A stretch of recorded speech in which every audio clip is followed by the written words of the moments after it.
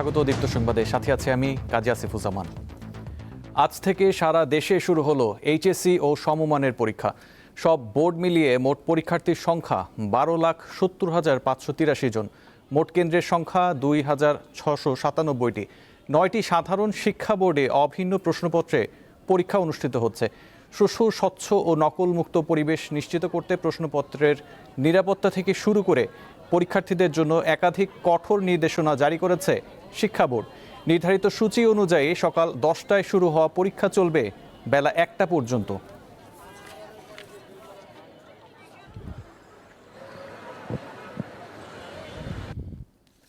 এ বিষয়ে জানাতে যুক্ত আছেন সহকর্মী স্বস্তিকা সিংহ, কথা বলবো তার সাথে। স্বস্তিকা, পরীক্ষা তো এরই মধ্যে শুরু হয়ে গেছে, প্রথম দিন কি পরীক্ষা অনুষ্ঠিত হচ্ছে আর শিক্ষার্থী বা অভিভাবকরা কেন্দ্রে পৌঁছানো নিয়ে কি বলছেন?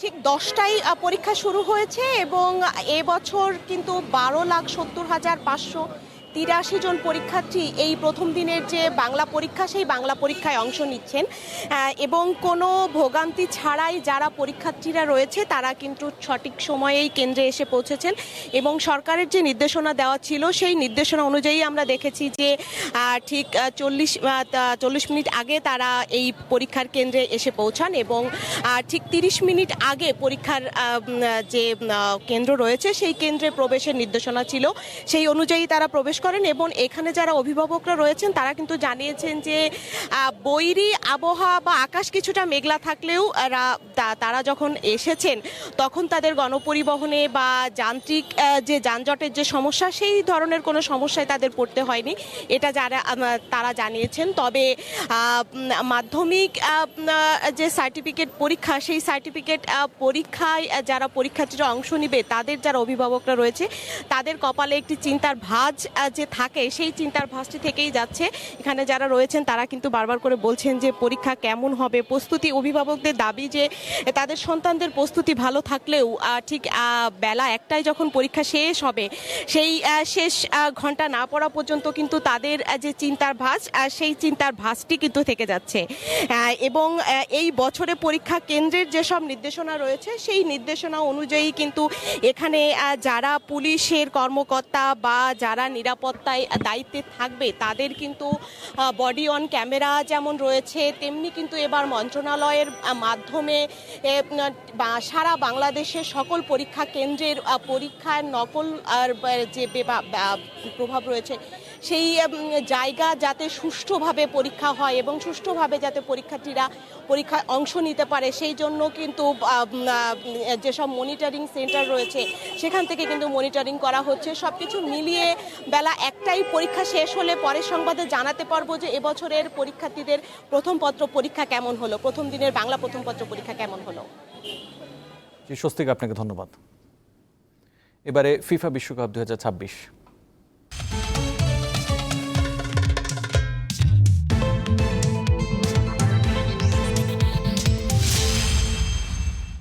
বিশ্বকাপ ফুটবলের গ্রুপ থেকে বিদায় নিয়েছে জর্ডান ও সাউথ কোরিয়া। নিজ নিজ দেশে ফিরে একদল উষ্ণ অভ্যর্থনা পেলেও অন্য দল ফিরেছে লজ্জা আর অপমানের বোঝা মাথায় নিয়ে। দুই দেশের ফুটবলারদের ঘরের মাটিতে ফেরার দৃশ্যটা ছিল সম্পূর্ণ বিপরীত।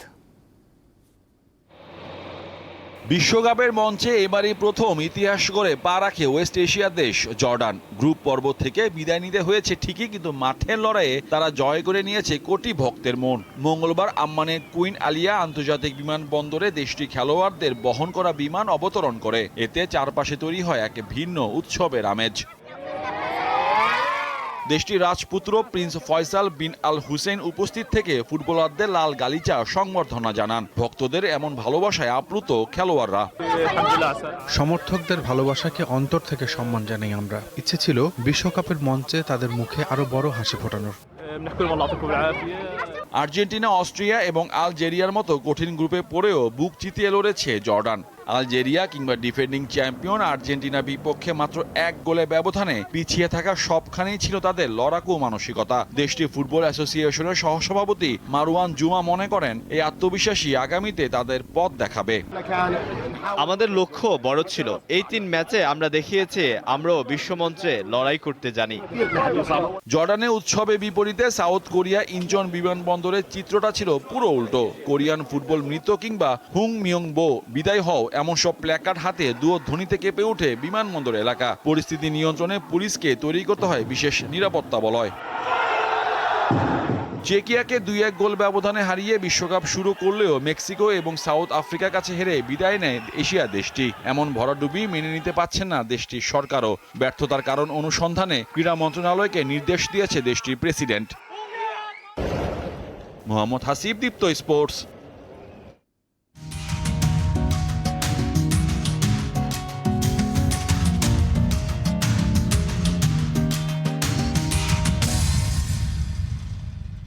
দীর্ঘ প্রায় 2 বছর বন্ধ থাকার পর আবারও বাংলাদেশের নাগরিকদের জন্য চালু হয়েছে ভারতের পর্যটন ভিসার কার্যক্রম। এ নিয়ে উচ্ছ্বাস যেমন রয়েছে তেমনি ভোগান্তিও কম নয়। ভিসা ফির চেয়ে কয়েকগুণ বেশি অর্থ হাতিয়ে নিচ্ছে দালাল চক্র। আবার অতিরিক্ত ভিড়ের কারণে প্রায়ই ঘটছে অনাকাঙ্ক্ষিত ঘটনা। আমি ঢুকতে গিয়ে পকেটে ছিল মোবাইলটা নিয়ে গেছে। এবারে আমি একা না, আরও 5-6 জনের ওদের কাছে আমি কমপ্লেন করছি। ওরা বলে আমি কি করবো, বললাম আপনি সিসি ক্যামেরা টানেন, তাও টানতে চায় না। এত জ্যাম, একটা লিফট চালু, লিফট যদি বেশি চালু থাকতো তাহলে হয়তো এই ভোগান্তিটা হতো না। এই দেখেন না কত বড় লম্বা লাইন, আমার যাওয়ার সময় মোবাইলটাও নিয়ে গেছে। এই দীর্ঘ সারি চিকিৎসা কিংবা ভ্রমণের জন্য ভারতে যেতে ইচ্ছুক সাধারণ মানুষের।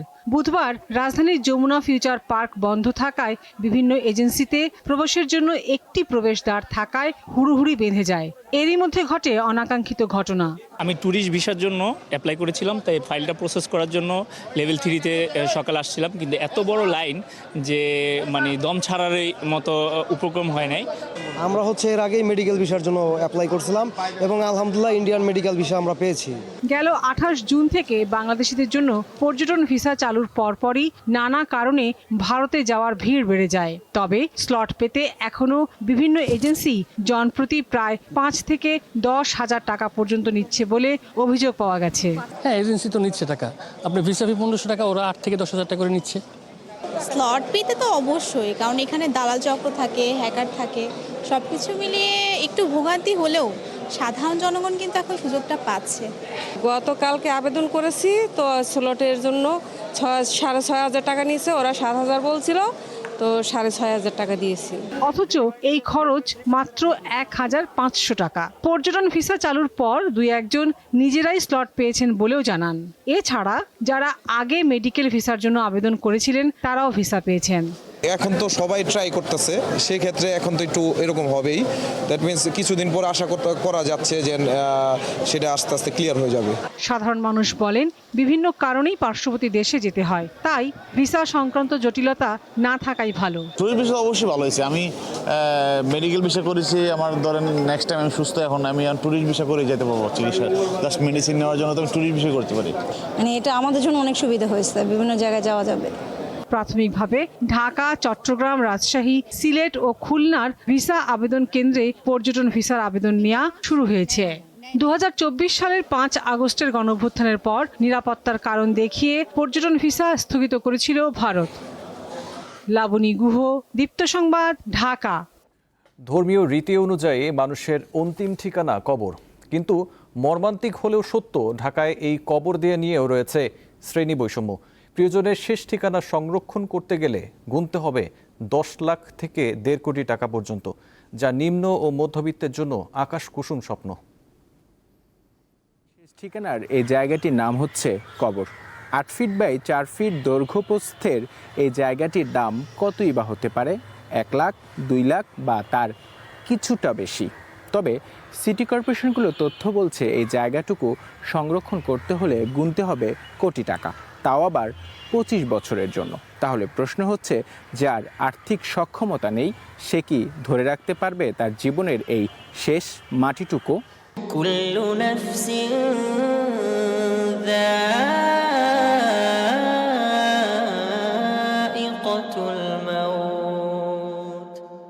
বিপুল জনসংখ্যার এই নগরীতে প্রতিনিয়ত মৃত্যু ঘটছে। তাদের শেষ ঠিকানা ঢাকার 2 সিটি কর্পোরেশনের অধীনে নির্ধারিত 9টি কবরস্থান। এর মধ্যে ঢাকা উত্তর সিটি কর্পোরেশন এলাকায় 6টি এবং ঢাকা দক্ষিণ সিটি কর্পোরেশনের আওতায় 3টি কবরস্থান রয়েছে।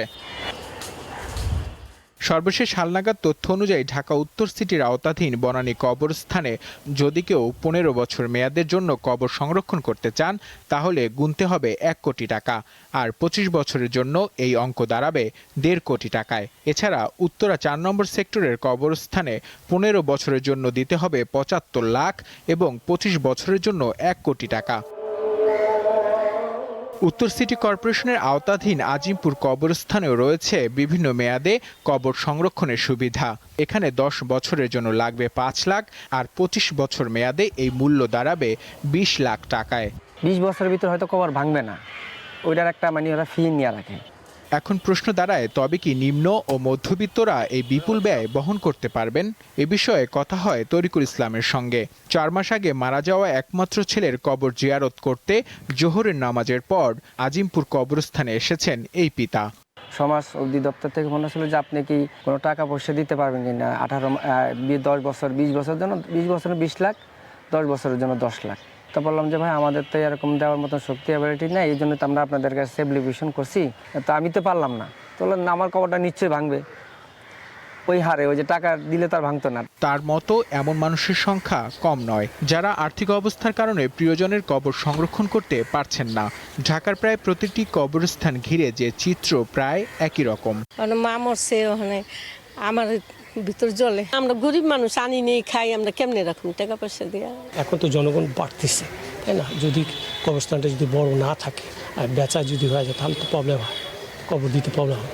যাদের আর্থিক অবস্থা ভালো সেই পরিবারের কেউ মারা গেলেও প্রিয়জনের কবর সংরক্ষণ করতে চান অনেকে, কিন্তু ঢাকার কবরস্থানগুলোয় স্থান সংকুলান না হওয়ায় কবর সংরক্ষণে নিরুৎসাহিত করা ছাড়া কোনো উপায় নেই বলে জানান এই মোহরার। 10 বছর মেয়াদে 5 লাখ টাকা, 15 বছর মেয়াদে 10 লাখ টাকা, 20 বছর মেয়াদে 15 লাখ টাকা, 25 বছর মেয়াদে 20 লাখ টাকা। যেমন উত্তর সিটি কর্পোরেশনে বর্তমানে 25 লাখ মেয়াদে যেটা আছে সেটা 1 কোটি 45 লাখ টাকা চলতেছে। শোক আর আবেগের মুহূর্ত ও প্রিয়জনের শেষ ঠিকানাকে সংরক্ষণ করতে গিয়ে সাধ্যে কুলাচ্ছে না বেশিরভাগ নগরবাসীর। জনসংখ্যার বিবেচনায় ঢাকায় কবরস্থানের সংকট রয়েছে বলে মনে করেন নগর পরিকল্পনাবিদরা। নূর আলম, দীপ্ত সংবাদ, ঢাকা। সশস্ত্র বাহিনীর অন্তত 150 জন কর্মকর্তা ভূতাপেক্ষ পদোন্নতি ও বকেয়ার সুবিধা পেয়েছেন। সম্প্রতি প্রতিরক্ষা মন্ত্রণালয় এ বিষয়ে প্রজ্ঞাপন জারি করে। এতে বলা হয় বাংলাদেশ সেনাবাহিনীর 115 জন, নৌবাহিনীর 21 এবং বিমান বাহিনীর 14 জন অফিসার এই সুবিধা পাবেন। অনেকের ক্ষেত্রে lieutenant general, major general, brigadier general ও কর্নেল পদে ভূতাপেক্ষ পদোন্নতি দেওয়া হয়েছে। 2009 থেকে 2024 সালের 4 অগস্ট পর্যন্ত সময়ে চাকরিতে বঞ্চনা ও অবিচারের শিকার হওয়া এই অফিসারদের আবেদন পর্যালোচনা করে তাদের স্বাভাবিক অবসর, ভূতাপেক্ষ পদোন্নতি এবং বিধি অনুযায়ী বকেয়া বেতন ভাতা ও আর্থিক সুবিধা দেওয়ার সিদ্ধান্ত নেওয়া হয়েছে।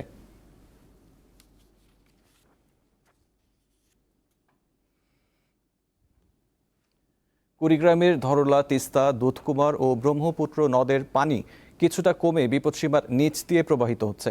তবে এরই মধ্যে শুরু হয়েছে নদীর পার ভাঙন। অন্তত 36টি পয়েন্টে এই ভাঙনের তীব্রতা সবচেয়ে বেশি। এতে বিলীন হচ্ছে বসতবাড়ি, গাছ ও কাঁচা পাকা সড়ক।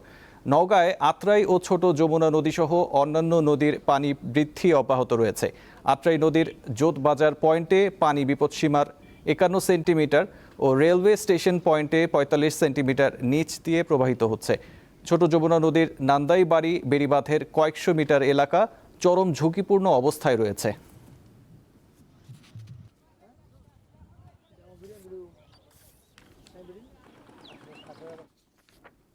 এবারে বাজেট প্রসঙ্গ। নতুন অর্থ বছরের বাজেটে টেলিযোগাযোগ ও প্রযুক্তি খাতে কিছু কর সুবিধা দেওয়া হলেও এর বড় অংশের সুবিধাভোগী হবে মোবাইল অপারেটর ও কিছু প্রতিষ্ঠান। সাধারণ গ্রাহকের সুফল পাবেন না বলে মনে করছেন খাত সংশ্লিষ্ট ব্যক্তিরা। তাদের মতে স্মার্টফোন ও মোবাইল ডেটার ওপর উচ্চ কর ডিজিটাল অন্তর্ভুক্তির পথে বাধা হয়ে থাকবে। বুধবার রাজধানীর কারওয়ান বাজারে বিডিবিএল ভবনে টেলিকম ও প্রযুক্তি খাতে বাজেটের প্রভাব শীর্ষক এক সেমিনারে বক্তারা এসব কথা বলেন। সেমিনারের আয়োজন করে telecom and ICT policy advocacy platform TIPAP।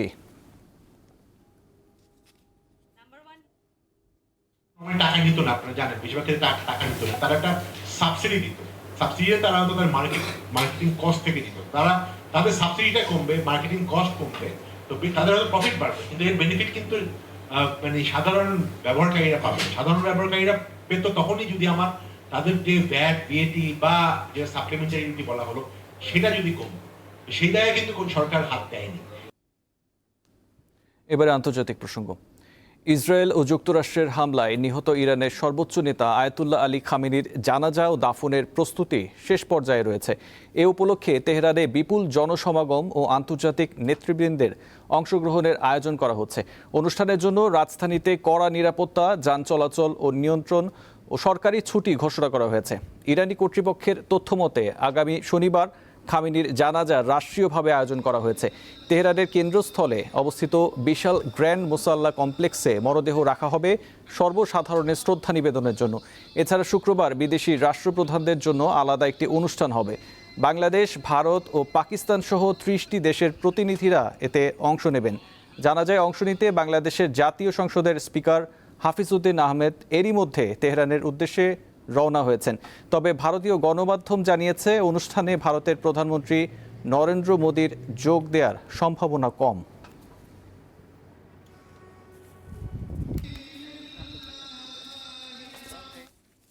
এই ছিল এখনকার মতো। পরবর্তী সংবাদ 12টায় দেখার আমন্ত্রণ রইল। এছাড়াও তথ্য বিনোদনের খবর পেতে চোখ রাখুন দীপ্ত টিভি ডিজিটাল প্ল্যাটফর্মগুলোতে। ধন্যবাদ।